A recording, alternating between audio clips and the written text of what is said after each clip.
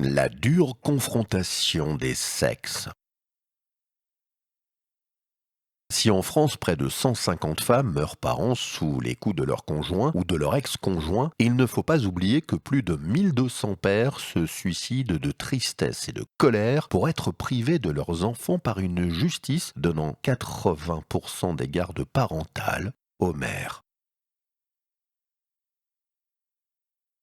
Si injuste que cela puisse paraître, cette situation dramatique des pères dans nos sociétés occidentales n'est pas due qu'à une justice sexiste facilement influencée par la sournoise et froide comédie des femmes, capable de feindre le désespoir et la tristesse, pleurant et geignant avec talent pour anéantir coûte que coûte l'homme qu'elles ont aimé et que maintenant elles haïssent.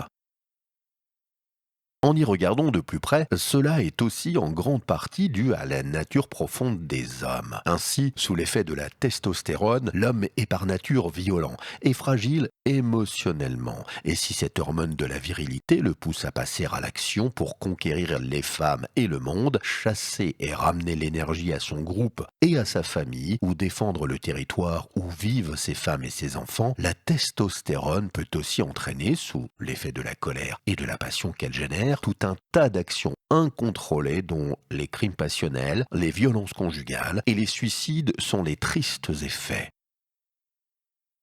Des milliers d'années d'évolution humaine, structurant une humanité socialement extrêmement complexe, ont généré une femme compensant sa faiblesse physique par une capacité innée de mimer froidement des émotions pour générer chez l'autre le besoin de l'aider et de la protéger, lui permettant ainsi d'optimiser ses possibilités de porter et d'élever ses petits.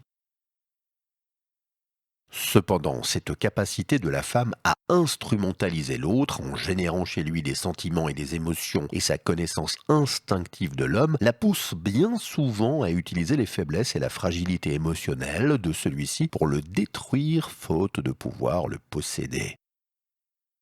Si froide et cruelle que puisse paraître la femme, et si violent, irraisonné et impulsif que puisse paraître l'homme, ils sont en réalité tous deux victimes de leur programmation génétique comportementale qui les ont fait survivre des millénaires, mais qui deviennent aujourd'hui inadaptés dans un monde qui a évolué trop vite.